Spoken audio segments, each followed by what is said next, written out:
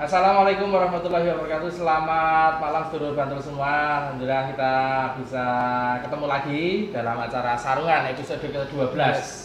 Alhamdulillah hari ini cuaca cukup sumuk ya Pak. Jadi cukup sumuk dan ternyata beberapa waktu yang lalu kalau sedulur Bantul semua menyimak di sosial media, baru saja ada penanganan kebakaran di Pendowo Harjo. Sumuk semi sangit.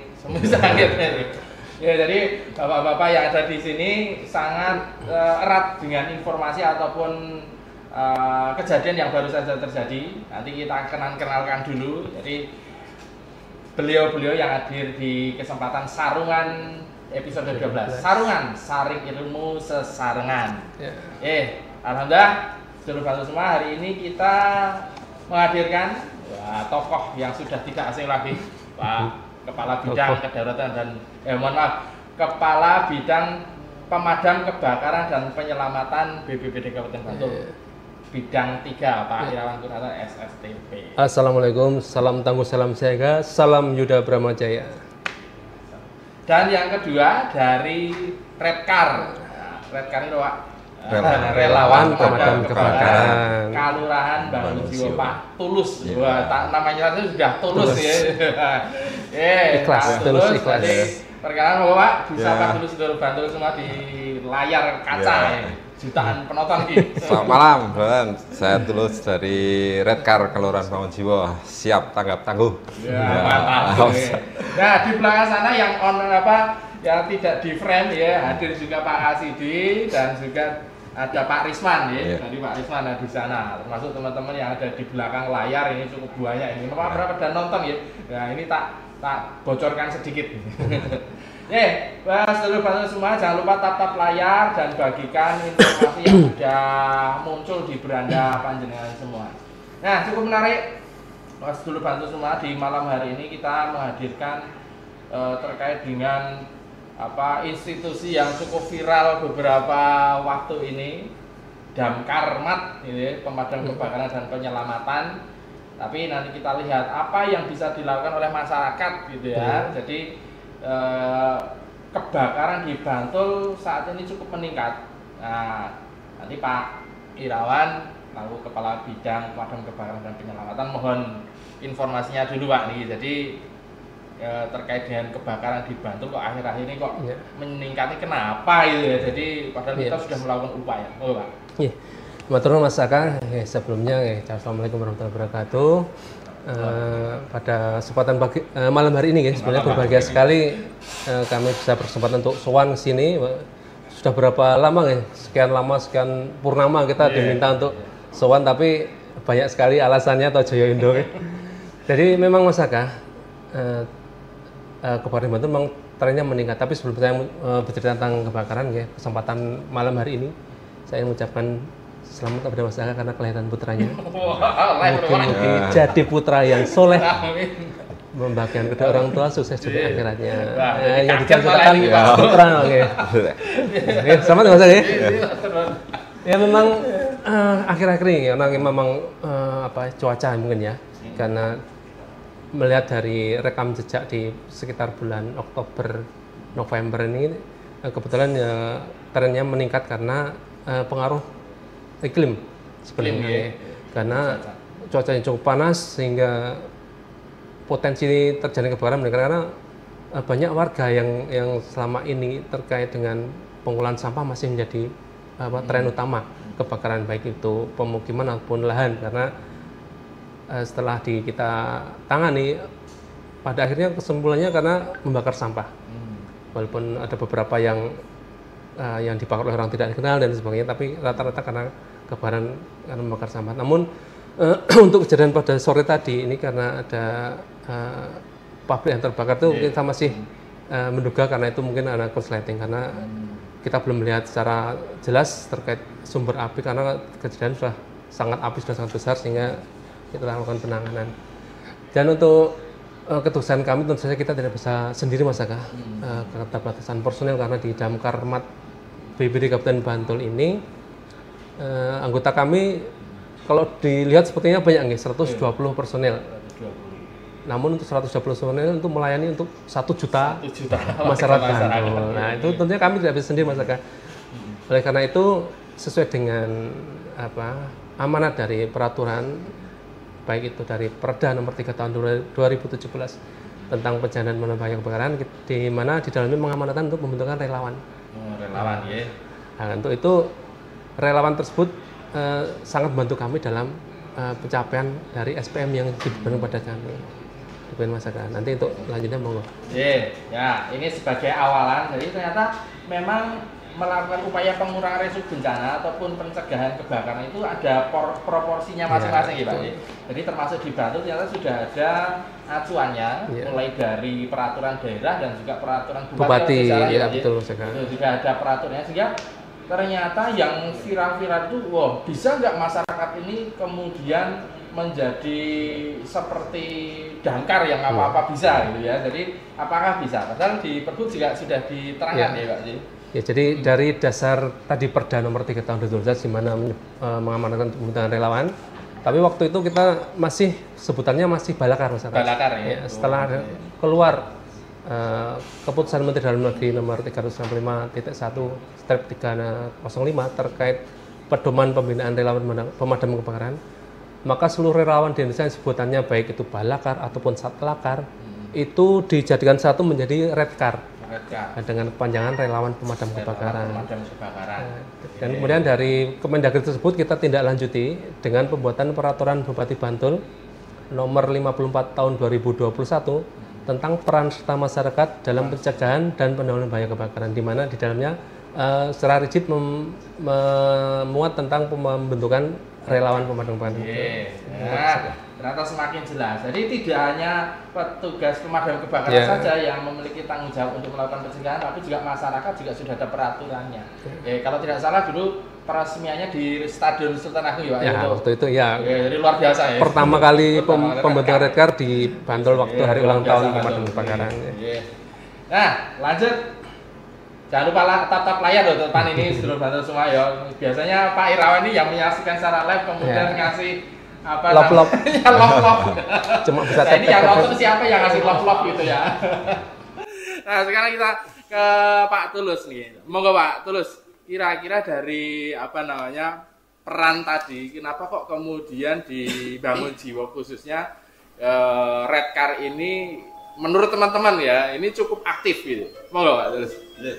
Terima kasih. Jadi di wah, silakan bentar Pak. Mas Mustafa silakan. Wah, tak kira Mas Sadewa. Baru pulang masyarakat dari penanganan ini tadi. Jadi, mohon maaf kalau kami bajunya mambu sangit ya, karena memang tadi asapnya luar biasa sekali. Ya. Aman ya? Alhamdulillah selesai. Kembali ke Pak Tulus dari Bangun Jiwa Redkar. Jadi Bangun Jiwa itu kan sekarang menjadi pusat ya untuk perumahan, juga pabrik-pabrik dan yang lainnya, dan sering terjadi kebakaran dan yang lainnya. Maka dengan kemarin ada redkar ini kan memberikan penyadaran biar warga ini memiliki peran untuk pencegahan maupun penanggulangan yang sejak dini. Jadi ketika ada kebakaran, masyarakat bisa melakukan usaha-usaha untuk menanggulangi itu. Ya, seperti yang disampaikan Pak tadi, bahwa petugas pemadam kebakaran kan pasti membutuhkan waktu yang agak lama. Jadi teman-teman yang relawan ini memiliki inisiatif untuk ingin membantu untuk melaksanakan penanggulangan. Ya, kalau dulu kan belum kenal redkar ini ya waton bantu itu aja, itu waton gabrus, tapi sekarang dengan pembimbingan dari damkar, kami sedikit banyak sudah mengetahui bagaimana kami harus berlaku atau melakukan apa, misalnya menutup jalan, mencarikan sumber air, terus juga ketika gajah merah mau lewat ini harus bagaimana seperti itu. Ya, itu yang mendasari relawan di redkar di Bangun Jiwa. Mantap ya. Sudah melakukan itu ya. Ngomong-ngomong Pak Tulus, jumlah anggotanya berapa? Mulai dari dibentuk sampai sekarang sudah bertambah atau masih stay 32 orang ya. Dua orang. Ya, karena kalau di red car itu kan harus melalui pelatihan. Jadi tidak katakanlah asal relawan bisa, tapi harus memiliki dasar-dasar supaya tidak namanya ketika melakukan satu penanganan itu tidak terjadi kesalahan, bukan malah membantu malah menjadi korban kan ya nggak pas gitu. Gitu itu. Ya harus melalui pelatihan dulu. Jadi masyarakat yang ingin bergabung dengan Red Car ini harus melalui serangkaian kegiatan pelatihan gitu ya Pak. Nah, menurut Pak Tulus sih secara pribadi sebelum dilatih dan setelah dilatih kemanfaatannya seperti apa? Jadi apakah wah aku jadi rodo ya, lebih pede. Ya, lebih pede. Jadi ketika wah, ini sudah. Kemarin kan di awal itu kan pelatihan tentang api, yang kemarin juga animal rescue dari teman-teman pos di kasihan. Nah, matur nuwun nih kopinya. Jadi beri order, terima kasih. Ya, sapa pemirsa yang tengok sana yang di rumah juga tahu kalau kegiatannya di sini. Kok mendapat di dewi gelasnya gitu. Mau pecah Pak. Istirahat dulu. Lanjut Pak, terus nih. Jadi melalui pelatihan-pelatihan, jadi kami lebih yakin gitu ketika membantu menangani itu. Jadi kalau ada api atau kebakaran kita harus tahu dulu. Ini sumber apinya dari mana? Apakah dari gas atau dari listrik? Kalau penanganannya salah kan malah membahayakan. Misalnya listrik kita siram air, itu kan malah membahayakan. Mungkin manfaat dari kami mengikuti pelatihan seperti itu. Sudah masuk ke ini. Dan kemudian terkait dengan kegiatan yang dilakukan oleh Red Car dari Bangun Jiwa, katanya itu sudah cukup masif gitu. Jadi teman-teman damkar kalau sekarang ke Bangun Jiwa untuk belajar Red Car gitu. Kegiatan cukup masif. Nah, ini boleh diceritakan seperti apa sih kegiatannya, kemudian kelompok-kelompok mana saja yang dari Red Car Bangun Jiwa ini dimasuki gitu. Maksudnya sosialisasinya kemana saja? Pelatihan atau sosialisasi di Bangun Jiwa itu yang malah yang paling sering itu permintaan dari ibu-ibu PKK. Ibu-ibu PKK. Iya, kan biasanya kan masalah dapur ini, kadang kompor, kadang lupa mematikan tungku dan yang lainnya itu kan sudah sangat sering, hampir 27 kali. 27 pelatihan untuk PKK. Terkadang nanti juga kami ke RT-RT di Pedukuhan juga. Ya. Yang terakhir itu di sekolah di SD itu 3 kali kami juga. Dan kami juga didampingi dari pos 1 kasihan. Pos kasihan. Seperti itu, Pak. Ya berarti sudah melakukan sosialisasi cukup masif ya, terutama di PKK. Artinya ibu-ibu nih yang biasanya masang regulator gas wedi harus memanggil bapak ini pun berani. Tenang loh, Bangun Jiwa loh niki. Cukup masif ternyata ya, bahkan sampai ke sekolah juga. Dan kami di Red Car Bangun Jiwa juga ada Srikandi Red Car. Srikandi Red Car. Iya. Berani perempuan ini memberikan pelatihan edukasi kepada masyarakat, cara mematikan api pakai ini alat-alat yang memang alatnya harus seperti apa, pakai kain yang dibasahi, kainnya tidak sembarang kain seperti itu. Gitu. Mantap ya, sudah cukup masuk. Kembali ke Pak Irawan. Terkait dengan peran Red Car, Pak. Jadi di dalam penyusunan pelatihan Red Car itu batasan-batasannya apa yang mungkin memang diangkat ataupun pendelegasian tugas gitu ya, ibaratnya seperti itu. Untuk Red Car itu batasannya di mana sih? Karena untuk tahap awal tadi saya ceritakan Pak Tulus juga ikut membantu pemadaman di tahap api awal, mencarikan air gitu. Apakah sampai nanti kalau apinya besar itu ikut megang nosol gitu, jangan-jangan itu. Jadi memang masalah. Jadi untuk Red Car itu waktu hari kita pembentukan itu kan memang kita latih untuk pengenalan api, teori dasar api, kemudian juga ada PPGD, kemudian juga ada praktek pemadaman api awal atau api ringan. Kalau ditanyakan terkait dengan batasan tadi, memang di Red Car ada 3 keputusan. Sebelum terjadi kebakaran, saat terjadi kebakaran, dan pasca terjadi kebakaran. Nah, semua itu ada uraiannya masing-masing. Nah, kemudian untuk yang disampaikan oleh Pak Tulus tadi, itu lebih ke pra kebakaran yang disampaikan. Jadi ada sosialisasi, kemudian ada inventarisasi sumber-sumber air, kemudian juga termasuk edukasi yang ke PKK tadi, termasuk penanganan sebelum kebakaran.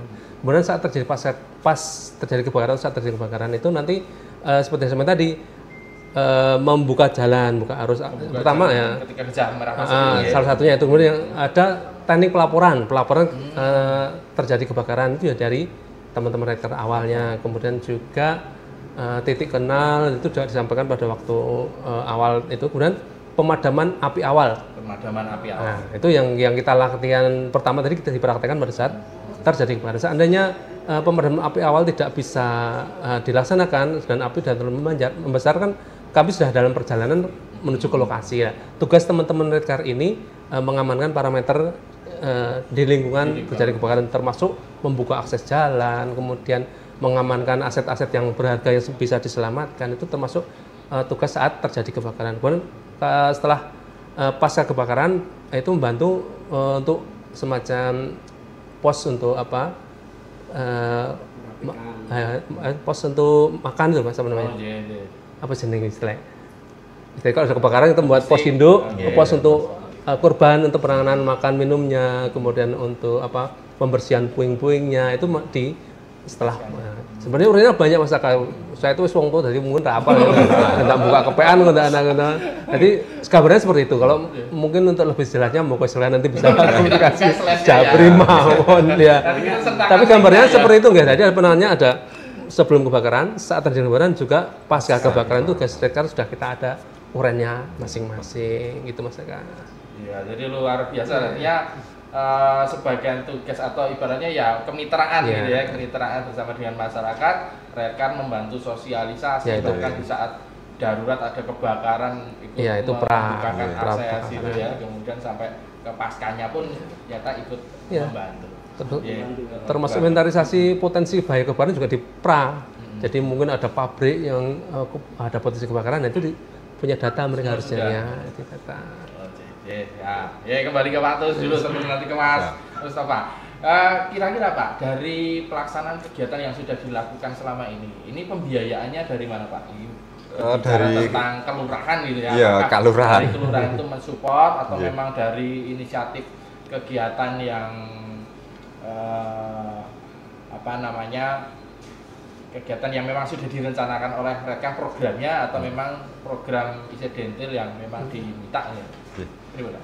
Memang kalau pembiayaan kami dari kelurahan, dan kami juga mengajukan program, misalnya dalam 1 tahun ini kita akan melaksanakan beberapa kali sosialisasi, dan kelurahan mensupport untuk kami. Jadi itu sesuai dengan Perbup 54 misalnya. Jadi pembiayaan itu ada beberapa sumber dari APBD Kabupaten, kemudian APBDes, dan sumber lain yang tidak mengikat. Itu untuk pembiayaan dari Redcar. Seperti kalau dari APBD Kabupaten, kita membantu Redcar memfasilitasi kaos dan topi. Nah, itu termasuk itu dari Kabupaten. Kemudian untuk operasional untuk kegiatan harian bisa di kelurahan itu Mas. Jadi sudah jelas dan sumber lain tidak mengikat. Kalau yang seragam ini Pak, ini dari teman-teman. Swadaya berarti. Swadaya. Saking mantepnya Mas. Swadaya. Ya, artinya memang penganggaran ini kuncinya juga berasal dari kelurahan dan anggaran-anggaran lain yang memang bisa diperuntukkan dalam upaya ini ya. Jadi makanya Redcar itu tanggung jawab bersama Mas. Baik itu dari kabupaten maupun kelurahan itu tanggung jawab ke Redcar, baik pembiayaan, pembinaan dan lain sebagainya. Jadi kabupaten juga berperan, kelurahan berperan, dan juga dari swasta. Memungkinkan bisa berpartisipasi masuk saja bisa, gitu ya, untuk kegiatan ini. Sumber-sumber sah yang tidak mengikat. Nah, selain bangun jiwa Pak, selain bangun jiwa Redcar di Bantul ini, mungkin ada pertanyaan yang mau tanya-tanya boleh loh, nanti langsung di kolom komentar, ketik-ketik ya, jangan lupa tap layar kalau misalkan mau ngirim hiu atau lope-lope juga boleh gitu ya. Nah, kira-kira berbicara tentang Redcar di Bantul ini ada berapa Pak dari 75 kelurahan yang sudah ada, kemudian kan ini berkaitan dengan penganggaran juga. Betul, Kendalanya bagaimana selama pembentukan dari awal sampai sekarang Pak Nur? Untuk Bantul sendiri sampai tahun 2025 ini Mas Eka, kita sudah ada 36 kelurahan yang kita bentuk Redcar. 36 ya. Hampir separuhnya ya. Masih PR sih 30 songo. Oh, sih 30 songo. Separuh nih kan itu. Jadi untuk tahun ini kita melaksanakan 3 pembentukan Redcar di Kelurahan Palbabang, kemudian di Kelurahan Seloharjo, dan juga Selo Pameoro, karena PR besar di sana itu karena kebakaran lahannya sangat tinggi. Terus untuk warga Seloharjo dan Selo Pameoro, kalau bakar lahan ditunggoni jangan sampai merambat itu mawon, karena itu budaya masyarakat. Karena budaya untuk membuka lahan bisa menggunakan membakar. Tapi sebenarnya potensi kebakaran bisa kita antisipasi sebenarnya kalau memang tadi disampaikan membakarnya saat tidak ada angin kencang atau sangat pagi hari, tapi juga diberikan sekat ataupun ditunggu sampai api dipastikan benar-benar padam sebelum ditinggal pergi. Itu bisa kita minimalisir untuk potensi perambatan sampai ke hutan yang sangat susah kita jangkau. Kalau di lereng itu kan kita susah menjangkau masyarakat. Mobilnya bisa naik? Nggak bisa. Nggak bisa. Warga Batu mobilnya itu price. Nggak bisa naik. Dan teman-teman kita kalau melakukan pemadaman di atas itu juga berat medannya. Lerengnya curam, ya kan. Kemudian sampah daun itu kalau kita saruk pakai kaki aja bisa sampai dengkul. Daun semua itu masyarakat. Jadi kalau daun kerosok kita, itu potensi kebakaran sangat tinggi. Jadi makanya kalau mau membakar lahan, monggo ditungguin. Ditungguin, kemudian pilih waktu di mana angin tidak terlalu kencang. Kemudian dengan diberi sekat untuk wilayah yang dibakar, diberi sekat, jadi istilahnya diberi jarak biak, jangan sampai ada perambatan untuk api tersebut. Itu untuk minimalisir kebakaran lahan. Ya, baiklah. Ya, jadi ini sedikit pesan bahwa wilayah-wilayah tertentu terkait dengan kebakaran hutan lahan ini juga menjadi tantangan. Ya, jadi maka perlu upaya khusus ya, karena mobil pemadam itu nggak bisa naik, selangnya juga nggak sampai atas. Sampai atas, bahkan ketika petugas naik pun sampai atas wis kesel dhisik. Iya. Jadi gitu. Jadi mohon kesadarannya untuk bersama-sama melakukan pencegahan. Nih, sebelum ke Pak Tus dan Pak Irawan lagi, ya ke Mas Mustafa ini baru selesai dari pemadaman. Baru mandi bersih. Keren banget ya. Ini masih lajang ya. Pripun Mas Mustafa tadi di kejadian kebakaran tadi, pengalaman penanganan tadi kira-kira bagaimana, ada kendala tidak, dan tentunya berkaitan dengan peran relawan pemadam kebakaran di wilayah mewakili teman-teman yang lain, rasanya piye kemanfaatan ataupun dukungan dari teman-teman Redcar ini ketika teman-teman damkar ke lokasi saat penanganan kebakaran itu bagaimana? Enggak Mas? Yes. Mungkin untuk terkait teman-teman Redcar terlebih dahulu. Agak seru ya. Agak seru ya.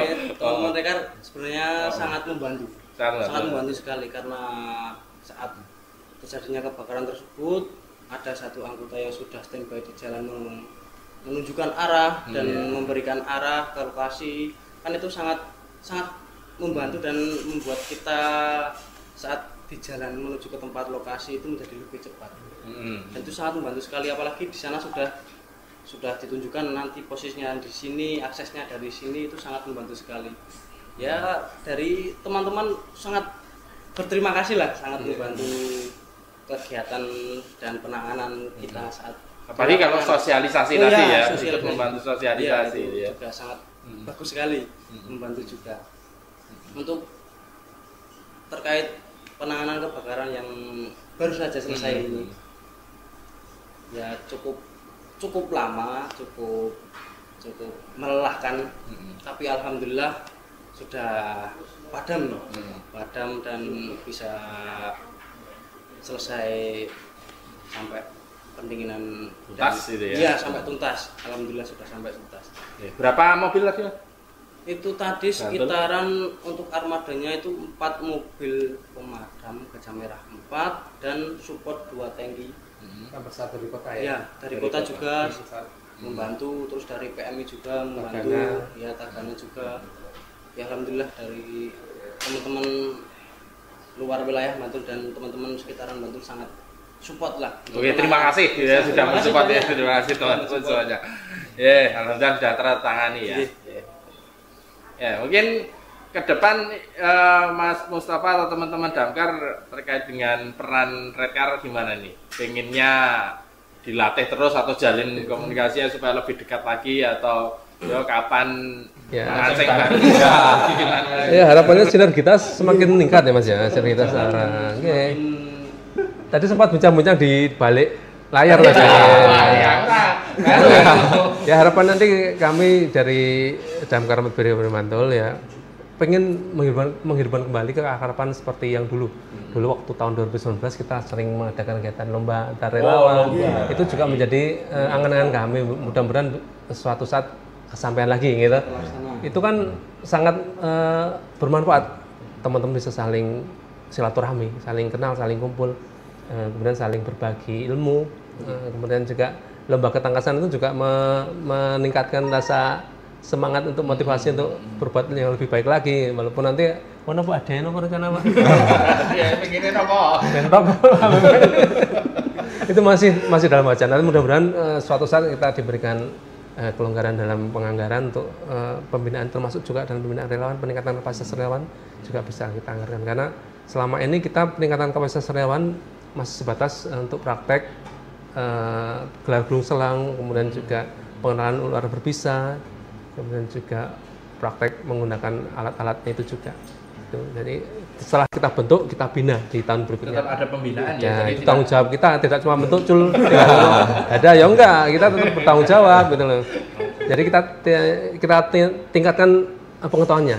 Jadi nanti berkembang ke depannya sesuai dengan permohonan dari teman-teman relawan, mau dilatih apa nanti bisa kita tawarkan kalau yang bisa. Termasuk sekarang kan yang mulai lagi ngetren mungkin juga penanganan traffic accident dan sebagainya, kan kita baru mulai tahun ini ya kami. Hari ini juga kami juga sedang belajar bersama Basarnas terkait dengan penanganan VAR, yaitu Vehicle Accident Rescue. 2 hari kalau mau lihat besok kita praktek motong-motong mobil. Mobilnya itu mobil bekas laka kita gunakan untuk pelatihan gitu ya. Oke, sambil kita menunggu pertanyaan dari teman-teman sedulur Bantul semua di hadapan Bapak-bapak sudah ada kopi, monggo bisa yang kita tunggu gitu mau. Tak kira cuma hiasan itu. Semoga Pak terus siap. Khawatir ini.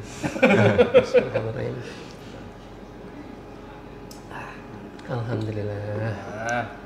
Tetap jangan lupa tatap layar ya, dan bagikan informasi kalau ada pertanyaan terkait dengan pembinaan Redcar, terkait dengan apa saja pelatihannya, barangkali kalau ada pertanyaan silahkan disampaikan. Sudah ada pertanyaan.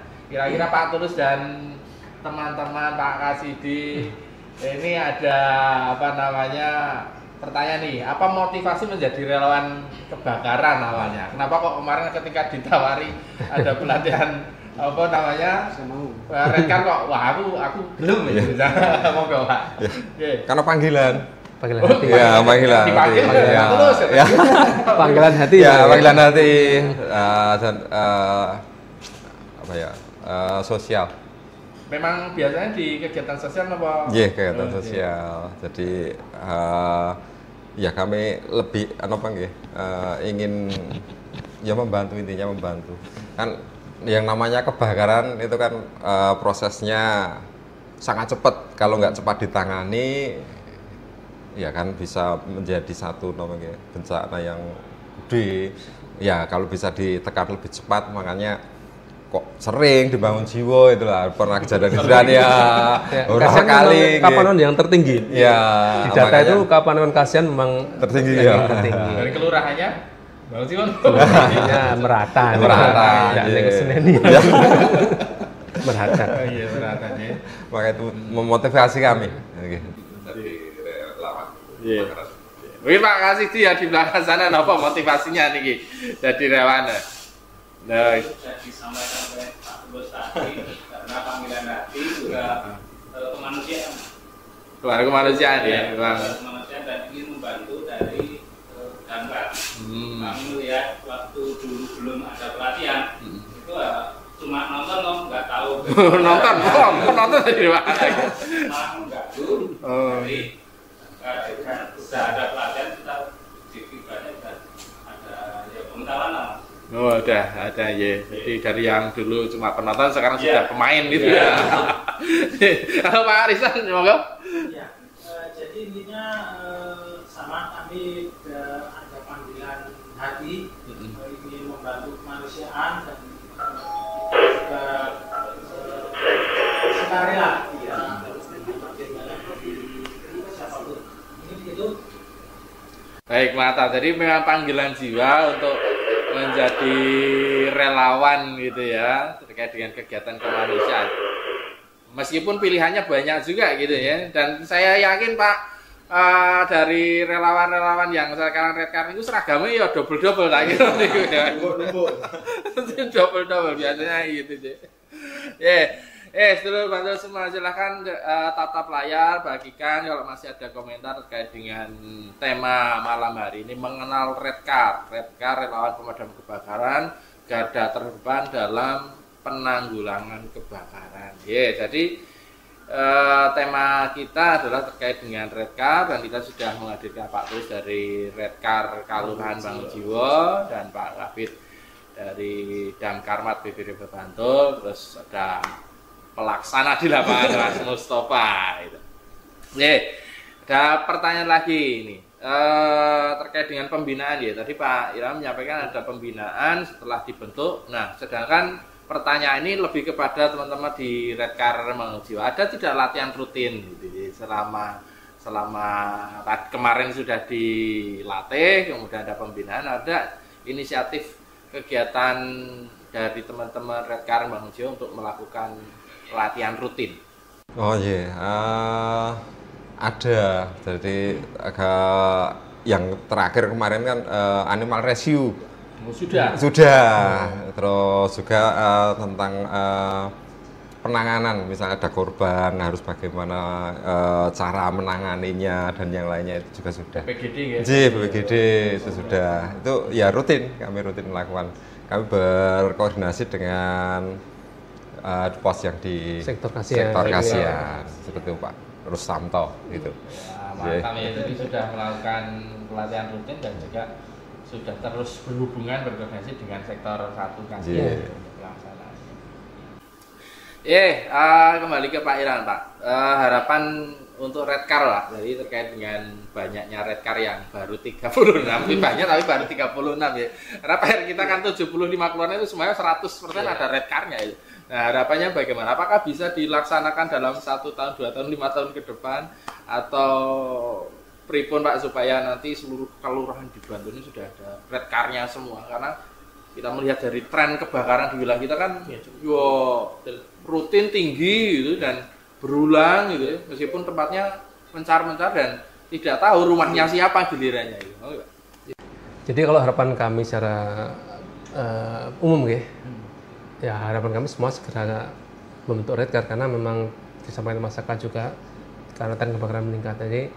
Tapi apapun itu juga kita masih ada keterbatasan juga masyarakat. Jadi perlu kita sadari semua bahwa pembentukan Redcar itu tidak bisa serta-merta langsung semua bentuk karena perlu proses perencanaan yang matang.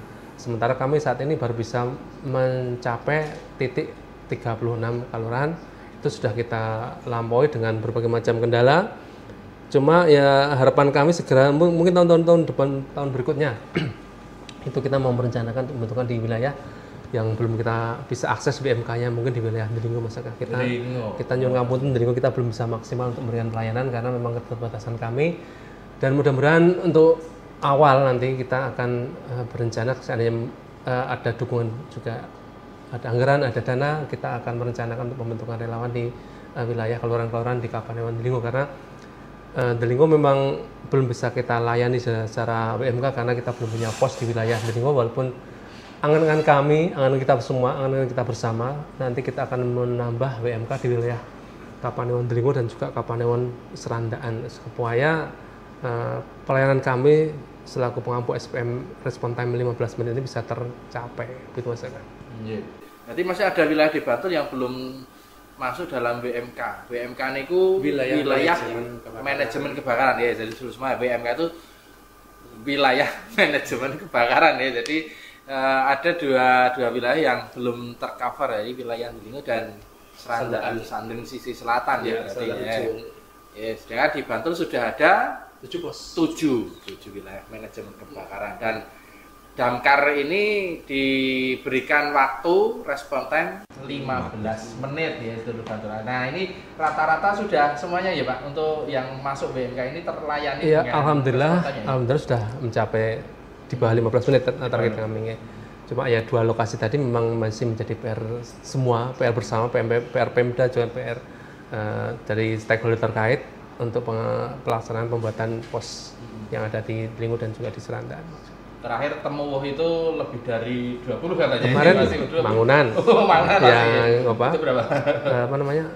Kebun buah kemarin? Kebun buah ya. Ya kan belum lama juga itu lumayan lama juga karena kita harus dari mengirim dari pos Imogiri dan juga Kasian yang armada kecil karena untuk wilayah yang berbukit kita tidak bisa menggunakan armada yang besar karena resikonya terlalu tinggi. Jadi kita mengirim armada kecil yang ada di sektor Imogiri dan juga sektor Kasian. Kan bisa dibayangkan Kasian di Imogiri, Delingo. Atau loh. Nah, makanya belum lagi naiknya tuh. Nah, tapi teknik seneng ya, Pak? Wah, teknik seneng Pak. Tapi kalau ngejar waktu 15 menit, kita masih belum bisa mencapai. Jadi mohon maaf sekali, mudah-mudahan ke depan bisa segera terlaksana. Amin. Itu doa kita bersama. Ya, jadi memang idealnya kalau di Delingo nanti armadanya armada yang 3.000-an liter. Yang unit kecil ya, tapi disesuaikan dengan sasisnya untuk wilayah sana ya. Karena kontur medannya ya. Jadi kalau yang di 5.000, waduh itu malah berat. Baik. Nah, jadi kondisinya seperti itu. Jadi sudah ada 36 red car yang dibentuk dan dari kabupaten itu sudah menyiapkan WMK itu saat ini baru 7 WMK. Ya harapannya nanti semuanya terpenuhi semua sehingga memang 15 menit itu ya tercapai gitu ya untuk respon time-nya. Nah, selama melaksanakan tugas Pak, jadi mungkin Mas Tova ataupun Pak Tulus gitu, pengalaman paling menegangkan saat membantu kalau di Red Car itu selama membantu penanganan pemadam yang paling berkesan, atau di sana pertanyaannya menegangkan gitu. Menegangkan itu ya orang memedi paling berkesan atau menjadi apa ya selama bertugas itu, entah pas sosialisasi jadi tambah meriah atau mungkin saat penanganan kebakaran itu nopo nanti sebelum Mas Mustafa ya. Kalau saya paling menegangkan pas ini kebakaran di gudang thinner ya. Itu saya baru pertama kali lihat api itu tingginya hampir 20 meter.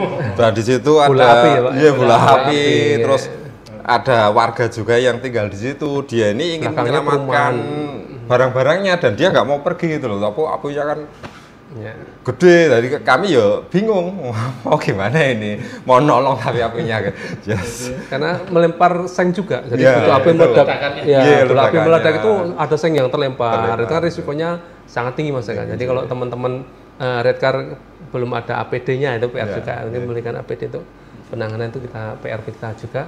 Jadi tanpa dilengkapi APD kan kita larang untuk mendekat ke lokasi kejadian karena waktu kebakaran gudang thinner itu memang seperti perang. Api merah menyala, tahu-tahu bola api ke atas, saya ngelempar. Itu kan bahaya itu. Sementara di belakang pabrik itu kalau salah perumahan. Nah, itu perumahan juga terancam karena itu Pak. Jadi sebagaimana Pak Tulus tadi, ada warga yang ingin menyelamatkan barang-barang berharga, sementara kita membantu juga teman-teman Red Car belum berani karena risikonya terlalu tinggi, jadi dilematis Pak. Betul.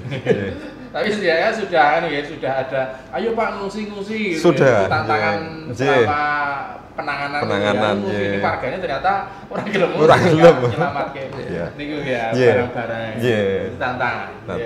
Jangan kan Red Car damkar saja APD-nya masih kurang ya. Seru-seru. Ini tantangan bersama ya Pak, karena ke depan memang APD itu sangat penting gitu, apapun itu ya, termasuk ketika bicara tentang PPGD saja APD-nya masih kurang, dan kadang kita ya harus yang penting penanganan, tapi memang sangat penting di situasi apapun. Apalagi wilayah kita punya potensi bencana yang tinggi, APD-nya harus menyesuaikan. Bahkan ketika kalau teman-teman penanganan ekstrikasi yang vehicle ini tadi ya juga APD-nya berbeda gitu. Jadi monggo jadi PR lah dengan kelurahan untuk APD gitu kan. Kalau kabupaten ya untuk petugas ya. Tadi sudah saya bisikan caranya begitu. Siap.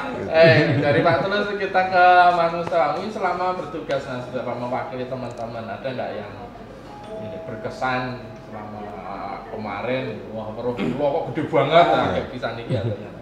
Ya mungkin yang paling berkesan itu malah pasca kebakaran. Pasca kebakaran ya, malah masyarakat itu apa namanya, Mas mau ngunjuk rumiyin capek loh. Aduh, malah sumringah. Jadi yang maunya tadinya capek jadi nggak capek karena sambutan warga sangat baik sekali. Berkesannya malah di situ ya, paskanya ya. Waduh, ya sesuk aku tak melu. Komcat loh nih, komcat ini, komcat netcar, komcat pemadam. Diminum boleh tuh Mas? Oh boleh Pak. Lanjut tuh. Jadi ternyata memang tugas relawan pemadam kebakaran itu cukup banyak gitu ya. Apalagi di dalam pengurangan itu ya pencegahan itu yang paling banyak kegiatannya gitu kan. Karena kalau mencegah lebih baik daripada mengobati, mencegah langsung itu banyak gitu. Tapi kalau terkait dengan penanganan ya saat kebakaran akses itu. Tapi paling penting adalah di pencegahannya. Nah ini termasuk terima kasih Pak Tulus dan rekan-rekan dari sosialisasi itu termasuk ya masif gitu. Meskipun tentunya PR-nya cukup banyak juga. Masyarakat itu kan di wilayah Mongjo pinten newu Pak di 23.000. Itu sudah berapa persen gitu ya. Sudah tersosialisasi gitu kan. Tapi cukup bagus ketika targetnya adalah ibu-ibu PKK gitu. Ibu PKK kan majelis perusahaan rasan-rasan gitu. Kali informasi pasti akan nyebar gitu. Ada Sri Kandinya yang pelopori untuk ini supaya ibu-ibu ya iso gitu. Jadi tidak hanya bapak-bapak ngandalki bapak-bapak ganti gas itu lah. Sing sayangi sayangi bapaknya itu ganti gas nek bahaya bapaknya. Terima kasih Pak Tulus. Ini ada langkah lagi. Apa langkah-langkah pencegahan kebakaran di rumah yang bisa disampaikan gitu? Saya emak-emak suka masak. Emak-emak Pak, ini Pak. Saya pencegahan Pak Irawan kalau ini emak-emak ya. Nggih, mudah-mudahan emak-emak. Jadi seperti yang saya tanyakan tadi terkait pencegahan kebakaran khususnya di rumah tangga nggih. Itu biasanya kan dari kebocoran gas sebenarnya. Jadi perlu pemahaman semua, tabung gas itu tidak bisa meledak. Tabung gas tidak meledak. Tabung gas tidak bisa meledak. Kalaupun ada kejadian kebakaran karena tabung gas itu bukan karena gasnya meledak, tabungnya meledak, tapi gasnya bocor. Jadi langkah pertama yang kita antisipasi jangan sampai ada terjadinya kebocoran. Jadi untuk deteksi dini seandainya kita memasang regulator ataupun kompor gas seandainya bau gas yang menyengat, perlu kita cek baik itu regulatornya ataupun sambungannya. Kalaupun ada silnya perlu diganti. Kemudian setelah melaksanakan masak, pastikan bahwa benar-benar kompor itu mati dan juga tidak ada lagi bau kebocoran gas. Kalaupun ada bau kebocoran gas, seperti yang saya sampaikan tadi, cek kembali sambungan dan juga silnya. Kemudian jika saat berpergian tiba-tiba waktu pulang terjadi bau gas, jangan sekali-sekali menyalakan peralatan listrik. Langkah pertama, buka semua pintu atau jendela, baik itu ventilasi yang di rumah, dibuka semua supaya agar gas bisa keluar. Kemudian ambil tabung gas tersebut dibawa keluar rumah. Nah, itu langkah yang sangat krusial, walaupun itu sebenarnya mudah, tapi kadang-kadang orang akan panik langsung pengen nyalain lampu. Itu bahaya karena percikan dari listrik saklar itu bisa memicu terbakarnya gas yang ada di dalam ruangan itu Mas Aga. Artinya sederhana sebenarnya Pak. Jadi bagaimana kita mengenali tadi apa yang perlu dilakukan, kemudian tidak usah panik dulu, tidak usah terburu-buru, dan ada cara-cara yang aman untuk melakukan penanganan. Jadi minimal buka ventilasi rumah, jendela, pintu ya, biar gas itu terbawa keluar secara alami. Kemudian kita lepas regulator bawa keluar. Setelah nanti bau gas hilang, baru kita cek sumber kebocorannya dari mana, baik itu dari regulator ataupun sambungan selang ke kompor, itu bisa kita cek satu persatu. Berarti sederhana. Jadi sedulur Bantul kalau misalkan dari pulang nobar sarungan gitu bareng teman-teman, terus pulang ke rumah kok bau gas, saat buka pintu jangan terburu-buru menyalakan saklar, apalagi menyalakan korek gitu gitu ya. Jadi ini yang kemudian perlu kita lakukan. Tapi ngomong-ngomong terkait dengan kebakaran di Bantul, Pak, mungkin bisa diinformasikan sedikit penyebab kebakaran tertinggi di Bantul ini selain gas tadi ada yang lain loh, teman? Dari tahun 2023 Mas ya, tren kita memang sangat meningkat. Itu karena ada efek dari penutupan TPST Piungan. Itu karena ditutup, masyarakat terpaksa mengelola sampah secara mandiri tanpa dibekali dengan pengetahuan dan informasi yang cukup. Jadi mereka membakar sampah di dekat barang-barang yang berpotensi untuk ada perambatan api, membakar sampah di dekat lahan atau di dekat padang ternak, di dekat rumpun bambu. Itu berpotensi menjadikan kebakaran lebih besar, itu Mas Eka. Apalagi membakar sampahnya seperti yang saya sampaikan tadi di siang terik dengan angin yang sangat kencang, ya sudah. Itu sudah kayak orang gegenen tadi. Jadi waktu terbaik untuk membakar sampah sebenarnya di pagi hari saat angin tidak terlalu kencang, tapi juga dijauhkan dari barang-barang yang berpotensi terjadi perambatan. Itu istilahnya membakar, gitu membakar di tempat yang aman lah. Kemudian sebelum dipastikan bara-bara itu mati, jangan ditinggalkan terlebih dahulu, kan itu Mas Eka. Jadi kebakaran tertinggi karena sampah, Mas Eka. Sampah, paling tinggi sampah. Betul. Selanjutnya ada lagi ya, Pak? Korsleting listrik. Korsleting listrik. Itu yang sederhana juga ya, Pak? Peringkat keduanya.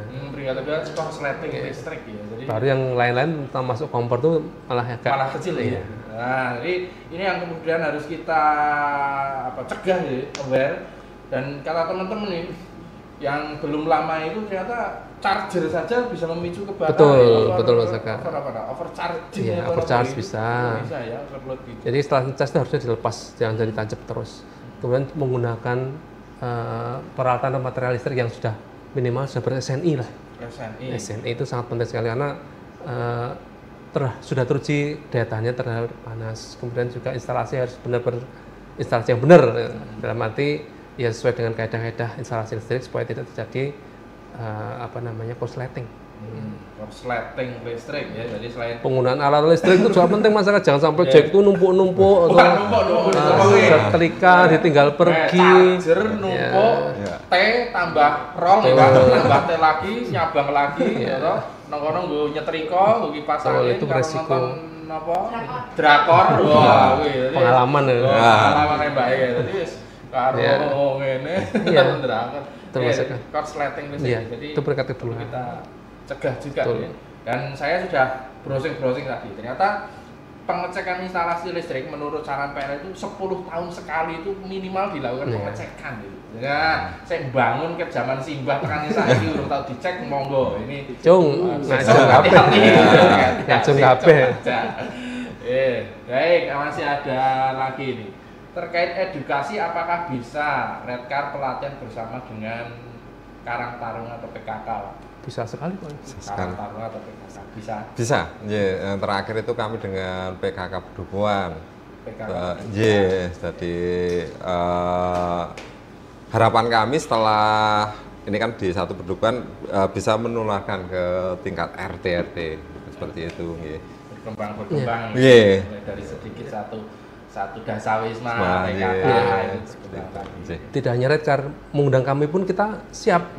PKK Pedukuhan, RT itu kita siap.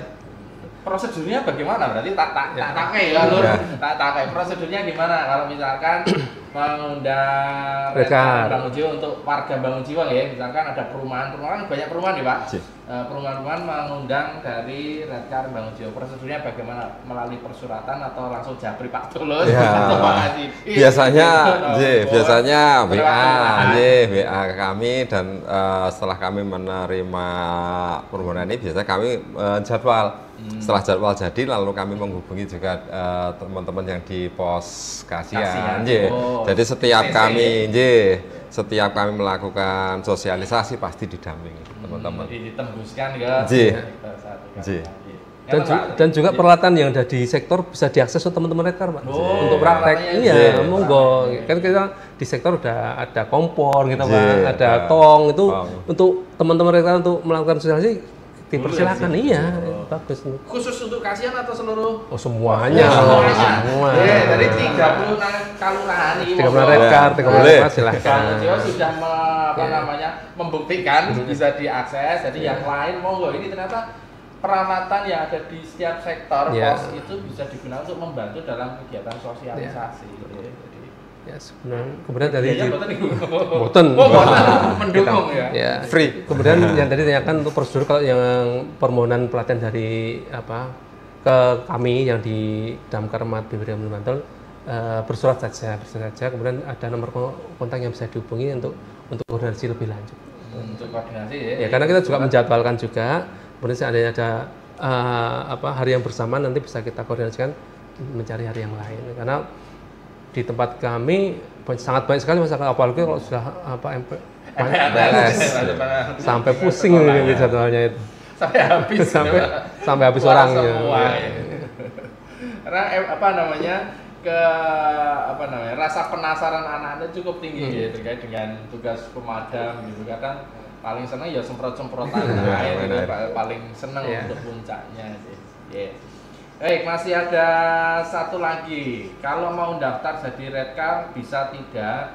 Kemudian ini satu lagi yang cukup menantang Pak. Bagaimana proses regenerasinya untuk teman-teman relawan. Jadi kalau mau daftar dan proses regenerasi yang sudah dilakukan. Karena kalau tadi masih tetap ya. Iya, masih tetap popok ya. Belum tambah. Regenerasi. Wah, regenerasi. Iya, kalau nggak ada pendaftarannya Mas di Redcar itu yang penting mau gabung terus kalau pelatihan biasanya kami ikutkan, misalnya ada sosialisasi kan juga ada teman-teman dari learning by doing. Petugas. Ya, learning by doing, mereka melihat ikut mereka tahu ya itu bisa. Cuman kalau masalah regenerasi ya nunggu panggilan kali itu. Ya, baik. Jadi kalau mau daftar silahkan boleh-boleh saja gitu. Karena memang Redcar ini ada nomor registrasi personilnya ya. Jadi ada nomor registrasinya melewati pelatihan nanti ada SK-nya juga kalau tidak salah ya. SK-nya Lurah. Untuk ini kemudian ditetapkan nomor registrasi anggotanya itu juga ada. Jadi terang saja yang tergabung dalam Redcar itu sudah ada istilah NIP. ID sebenarnya ada nomor ID Mas. Nomor ID ya, ID personil gitu ya. Jadi tercatat dan ini tercatat sampai ke Kemendagri ya. Jadi terregistrasi gitu ya. Jadi monggo rekan-rekan di wilayah yang selama ini sudah dilatih sebagai Redcar tentunya peralatan tadi bisa diakses untuk membantu dalam kegiatan sosialisasi. Damkar juga siap untuk mendampingi dalam kegiatan sosialisasi ya. Jadi tidak harus Damkar yang mengisi tapi hanya mendampingi saja sudah luar biasa gitu ya, seperti yang bahkan di Redcar Kelurahan Bangunjiwo. Baik, saudara semua, ternyata ini tidak terasa kita sudah ngobrol ngalor ngidul Mas. Ini wis 1 jam ya. Sudah wis 21 Kita isi kurang. Hah? 10 menit lagi Mas. Extra time. Extra time. Injury time. Menit gitu ya. Jadi kita udah ngobrol ngalor ngidul ternyata ya kayaknya baru tadi gitu ya. Karena terlalu asik gitu Mas. Udah. Temanya terlalu asik untuk dibahas. Terima kasih juga untuk teman-teman dari luar wilayah Bantul yang mungkin menyaksikan acara Saring Ilmu Sesarengan episode 12 yang mana malam hari ini menghadirkan Redcar dari Kelurahan Bangunjiwo dan tentunya leadernya dari Damkar Mat BPBD Kabupaten Bantul dengan Pak Kabid Pemadam Kebakaran dan Penyelamatan dan juga ada Mas Mustafa. Ya, sebelum kita akhiri karena mau tidak mau ada pertemuan dan ada perpisahan dalam sebuah kegiatan ya. Kalau yang kelewatan nanti bisa nonton di YouTube juga gitu ya. Jadi masih bisa diakses. Nah, sebelum kita akhiri bersama mungkin kami perlu minta kata-kata mutiara. Yang pertama dari Pak Tulus, ya monggo wonten Pak pesan-pesan untuk warga masyarakat terkait dengan pencegahan ataupun terkait dengan teman-teman relawan pemadam kebakaran, atau mungkin kalau mau pantun gitu juga boleh. Kalau sudah menyiapkan pantun mau nyesai lipesan kertas aku sareng kayak pantun orang di jawel-jawel misalkan itu mau pantun terus. Nggak ada pantun Mas. Pantun. Nggak ada pantun. Monggo. Ya, harapannya teman-teman Redcar di Maujo maupun di manapun tetap semangat ya, untuk kemanusiaan lah, terutama tetap berjuang sampai akhir. Gitu. Kemanusiaan ya. Iya, untuk kemanusiaan. Iya. Cukup campur. Lanjut, Mbak Iran closing Ikon spot, ikon gabus. Orang cepet rampung, pengen terus bubar.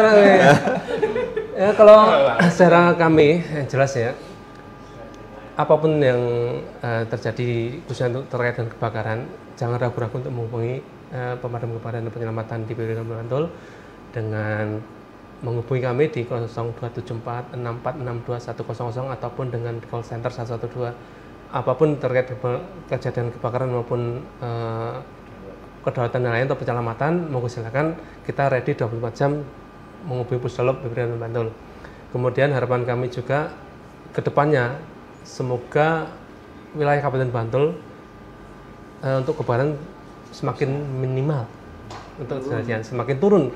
Jadi karena kebakaran itu memang walaupun kadang-kadang tidak dianggap sebagai bencana yang besar itu, tapi dampaknya sangat berat bagi para korban karena kehilangan rumah, kehilangan harta benda itu sangat berat. Jadi harapan kami ke depannya tingkat kebakaran di Bantul semakin menurun, kemudian juga cita-cita kami untuk membentuk WMK baru yang ada di wilayah Selatan Jawa dapat terlaksana, karena itu menjadi PR kami dan juga tanggung jawab kami selaku petugas pemadam kebakaran. Kan tidak bisa memberikan pelayanan secara maksimal di wilayah tersebut, kita juga ada rasa gimana ya teman, kalau tidak bisa memberikan pelayanan maksimal ke masyarakat di lingkungan dan sekitar. Mudah-mudahan apa yang dicita-citakan, diharapkan sebagai bentuk pelayanan kepada masyarakat dapat tercapai gitu ya, untuk seluruh wilayah Bantul. Dan tentunya harapan kita bersama untuk kejadian kebakaran setiap tahun, setiap hari itu menurun gitu ya, karena kita juga tahu bahwa kebakaran ini kok beberapa hari kok satu hari satu, ternyata saya keliru, satu hari ada kalanya dua gitu. Jadi peran serta masyarakat sesuai dengan peraturan bupati yang sudah dikeluarkan juga menjadi hal yang penting. Jadi monggo sesarengan kita melakukan upaya pengurangan risiko bencana, pengurangan risiko bahaya kebakaran, dimulai dari lingkup keluarga kita ya. Jadi mulai dari hal yang sederhana dan bisa dilakukan oleh setiap keluarga. Dan tadi Pak Irwan sudah menyampaikan, kedaruratan silahkan menghubungi 02746462100 atau Bantul Siaga 112, bebas pulsa tanpa paket data, gratis untuk semua operator layanan. Ya, jadi sudah ada 112, silahkan dimanfaatkan. Tapi saya lagi tidak digunakan untuk curhat nek panjenengan dhewe nang omah, karena itu tidak termasuk kedaruratan. Kita akhiri untuk podcast pada malam hari Sarungan episode 12, Saring Ilmu Sesarengan bersama Redcar Kalurahan Bangjo dan bidang pemadam kebakaran dan penyelamatan BPD Kabupaten Bantul. Alhamdulillah. Assalamualaikum warahmatullahi wabarakatuh. Share, terima kasih yang sudah tap layar. Kita ketemu pada episode selanjutnya. Assalamualaikum warahmatullahi wabarakatuh. Selamat malam seluruh.